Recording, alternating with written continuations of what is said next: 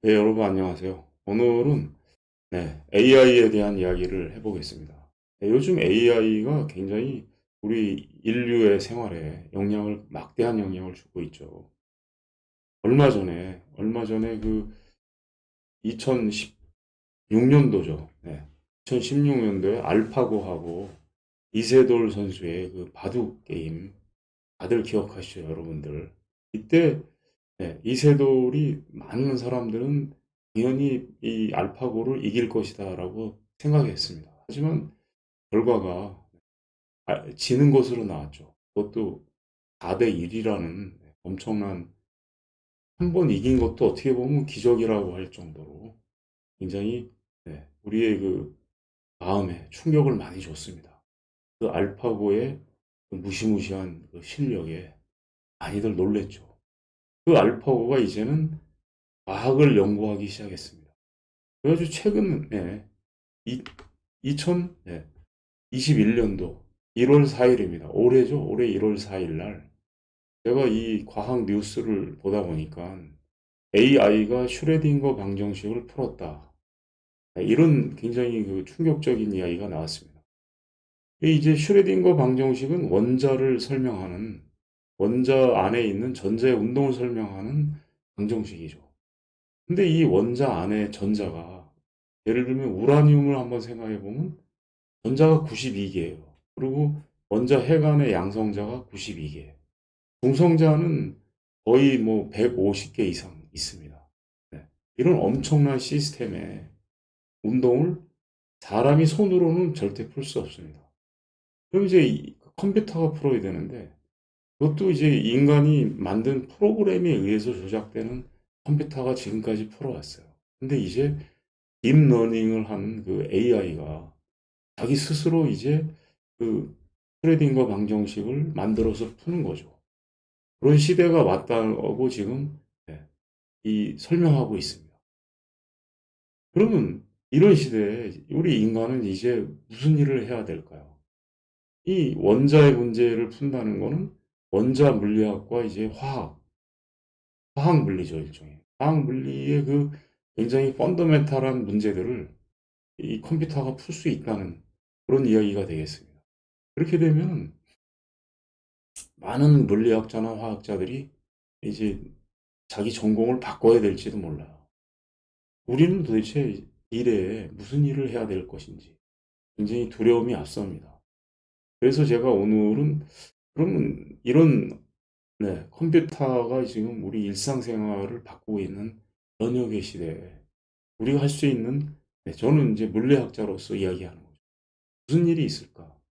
그래서 제가 이제 슈레딩거 방정식이 어떻게 해서 나오게 됐으며 그 나오는 과정에 어떤 문제점은 없었는가? 뭐 이런 것들을 한번 살펴보면서 우리 인간이 개입할 수 있는 여지가 없나? 한번 네, 소소하게 한번 생각해 보겠습니다. 뭐 완벽한 건 아니고요. 네. 자, 슈레딩거 방정식이 네, 이 양자역학에 어떤 기여를 했는가? 이런 주제의 또 이 이야기가 2020년 12월 7일 날 과학 저널에 실렸습니다. 그래가지고 거기에는 이제 이 슈레딩거 방정식 이거죠. 슈레딩거 방정식이 이건데 이 슈레딩거 방정식에 대한 이야기가 이제 쭉 나옵니다. 그래가지고 양자역학의 발전에 지대한 공헌을 했죠. 이 슈레딩거 방정식이. 원자의 세계. 원자 하면 이제 옹스트롬이라고 하는 거죠. 옹스트롬. 옹스트롬의 세계에 굉장히 큰 좌지우지하는 방정식이죠. 그래서 이거를 좀 더 정확하게 표시하면 이런 식이 됩니다. 여기 마이너스 2n분의 h바의 제곱. 요거는 이제 그레디언트라고 부르기도 하고 델이라고도 있습니다. 간단하게. 델 제곱 푸사이 더하기 V는 이제 포텐셜이에요. 포텐셜 에너지 푸사이는 IH바의 라운드 T분의 라운드 푸사이라고 하는 이제 슈레딩거 방정식이 있는데 이 슈레딩거 방정식을 가지고 이제 원자의 세계를 이해할 수 있습니다. 하지만 이 방정식은 이제 나중에 곧 개선이 돼요. 이거는 이제 상대성 이론의 세계로 가게 되면 약간의 이제 틀린 점들이 나타나요. 그래서 상대성 이론과 부합하는 슈레딩거 방정식 이런 것들이 이제 상대론적 슈레딩거 방정식 그런 것들이 나중에 차후에 이제 등장하게 됩니다. 자, 그 이야기는 뭐 다음에 하고요. 자, 이 슈레딩거 방정식이 어떻게 얻어졌는가? 이게 하늘에서 뚝 떨어진 것은 아니에요. 그래서 이제 그 근원을 제가 살펴보면 이 태양계 운동을 설명하는 이 이론이 뉴턴이죠. 뉴턴의 F는 ma라고 하는 그 식이 이 태양계 운동을 아주 거의 완벽하게 설명하고 있습니다. 그러고 나서 이제 뉴턴의 후예들이 이 태양계 운동을 설명하는 더 좋은 방법이 없는가 이런 걸 이제 연구를 많이 했어요. 그래서 등장한 게 이제 운동 에너지라고 하는 여기 EM분의 P제곱 이게 이제 운동 에너지입니다. 그리고 이제 이 태양이 만든 포텐셜 에너지, 위치 에너지라고도 하죠. 포텐셜 에너지 V라고 하는 그 운동 에너지와 포텐셜 에너지의 합이 이 수성이나 금성이나 지구나 보면 이게 어떤 특정한 값을 가져요. 일정한 값, 보존된다는 거죠. 이걸 역학적 에너지라고 하는데 이 역학적 에너지가 보존된다라고 하는 이 식이 19세기 때까지 와서 성립이 됩니다. 그러면서 이제 19세기 후반에 와가지고 양자역학이 등장하기 시작하죠. 이 새로운 이해가 되지 않는 현상들이 등장합니다. 그 현상들을 설명하기 위해서 네, 어떤 이 클래시컬한 뉴턴이 생각한 운동 에너지와 위치 에너지. 물론 이 뉴턴은 아니죠. 이건 뉴턴의 후예들이 만들어낸 새로운 개념입니다. 이 역학적 에너지하고 슈레딩거 방정식하고 이 딱 써놓고 연구를 해보니까 이 E를 이렇게 바꿔주고 IH 바의 라운드 T분의 라운드. 그리고 이제 이 운동량 P를 마이너스 IH 바의 그레디언트 이런 식으로 바꿔주면은 이 식이 이 식으로 바뀐다는 것이 알려졌어요. 그러면 이 식은 어떻게 해서 나오는 것이냐? 이 에너지를 이렇게 바꿔주고 운동량을 이렇게 바꿔주는 이걸 이제 연산자라고 그러죠. 이쪽은 미분 연산자. 에너지와 운동량을 미분 연산자로 바꿔준다는 것은 어떤 의미를 갖는 것인가? 그거는 이제 이 하이젠베르그의 불확정성 원리에 의하면 위치와 운동량의 값을 정확하게 동시에 측정하는 것이 불가능하다. 그것은 이제 이것이 지금 제가 설명한 게 불확정성 원리인데 이것이 무엇과도 관련되어 있냐면은 이 위치 이걸 위치라고 합니다. xi 그리고 이제 pj 요거는 이제 운동량이에요. 이 i 붙은 거는 성분을 말하는 거죠. i가 1이면 x 성분, 2면 y 성분, 3이면 z 성분을 말하는데 그 xi와 pj를 이렇게 커뮤테이터라고 부릅니다. 이 커뮤테이터는 딴 게 아니라 x 곱하기 p 한 거에서 빼기 p 곱하기 x 한 거예요. 이거는 이제 고전 물리학적 입장에서 보면 항상 0입니다. x 곱하기 p 한 거나 p 곱하기 x 한 거나 틀릴 이유가 없죠. 근데 양자역학의 세계에 오게 되면 하이젠베르그의 불확정성 원리에 의하면 이 곱이 순서를 바꾼 거, 순서를 교환 법칙이 성립하지 않는다는 거죠. 그런 거를 발견했습니다. 그래서 행렬들이 주로 매트릭스라고 부르는 행렬들이 이런 성질을 만족해요. 그렇기 때문에 이 하이젠베르그의 불확정성 원리를 이제 그 행렬 역학이라고도 보통 부릅니다. 행렬로 우리가 그걸 표시할 수 있어요. 근데 이 하이젠베르그의 그 불확정성 원리가 이식을 만족하는 그 연산자를 찾아보면 그것이 바로 이런 것이 된다는 것을 우리가 발견하게 됩니다. 그래가지고 이제 1925년도에 와가지고 이 하이젠베르그의 불확정성 원리하고 슈레딩거 방정식하고 동등한 것이다. 무엇으로 동등한 것이냐면 바로 이 조건에 의해서 동등한 것이 됩니다. 그래서 이제 우리는 이거를 뭐라고 부르냐? 양자화 룰이라고 불러요. 퀀티제이션 룰. 그래서 이거를 이제 첫 번째 양자화라고 부릅니다. 즉, 이 첫 번째 양자화는 어떤 역할을 하냐면 뉴턴의 그 클래시컬한 메카닉스를 고전 역학을 이 양자화 룰에 의해서 연산자로 바꾸게 되면 슈레딩거 방정식이 되는 거예요. 그러니까 첫 번째 양자를 통해서 양자역학을 이해할 수 있게 되는 겁니다. 그러면 뉴턴 이후에 뉴턴 역학만 있었던 게 아니라 전자기학이라고 하는 것이 있었죠. 전자기 장으로 묘사되는 전자기학이 있었습니다.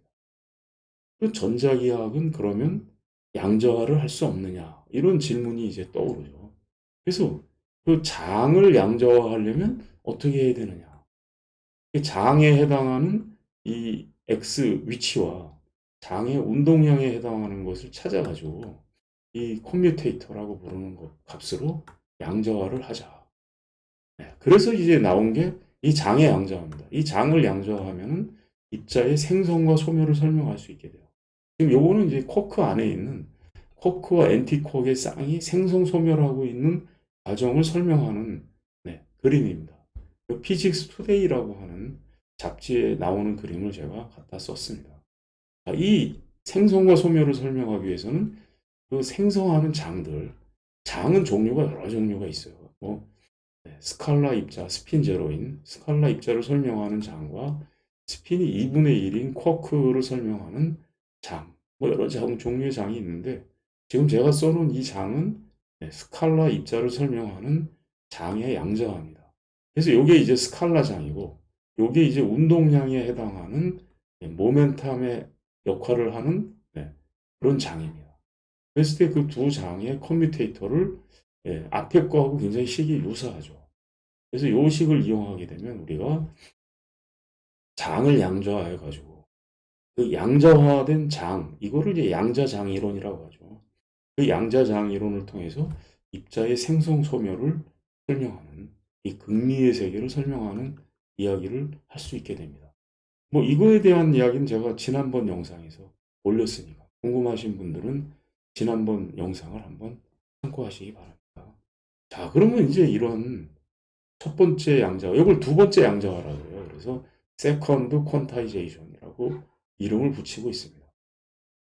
이 세컨드 퀀타이제이션은 클래시컬 필드를 보존 장이론을 양자 장이론으로 바꾸는 과정인 거죠. 자, 이런 양자화에는 문제점이 없는가? 그래서 제가 이제 여기 지금 굉장히 복잡한 뭐 의심스럽다. 어떤 문제가 존재하냐면은 이 들여다보면은 이 xi 조금 아까 제가 설명한 이 xipj라고 하는 이거는 뭐냐면은 직각좌표의 카테시안 코디네이트라고 그러죠. xyz로 이루어진 데카르트 좌표계에서 위치와 운동량이 되는 거죠. 근데 물리학이라는 것은 여러분 코디네이트에 무관하죠. 코디네이트를 데카르트 좌표계를 썼는지 아니면은 뭐 다른 코디네이트를 썼는지에 무관합니다. 근데 이 유독 이 양자화라고 하는 이 룰은 데카르트 코디네이트에서만 이식이 성립해요.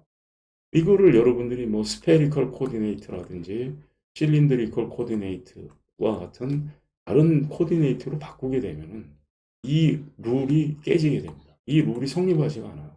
그래가지고 스페리컬 코디네이트에서 슈레딩거 방정식을 얻기 위해서는 이 데카르트 코디네이트에서 양자화를 해서 슈레딩거 방정식을 얻은 다음에 그 방정식을 이 스페리컬 코디네이트로 바꿔줘야 됩니다.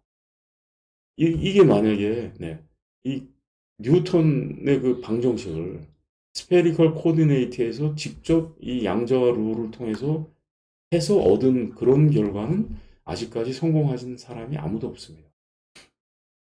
이렇게 양자역학의 가장 그 기본에 감춰져 있는 이 양자화라는 룰 자체가 사실은 완벽하게 다듬어지지 않은 룰이다라는 걸 알 수 있죠.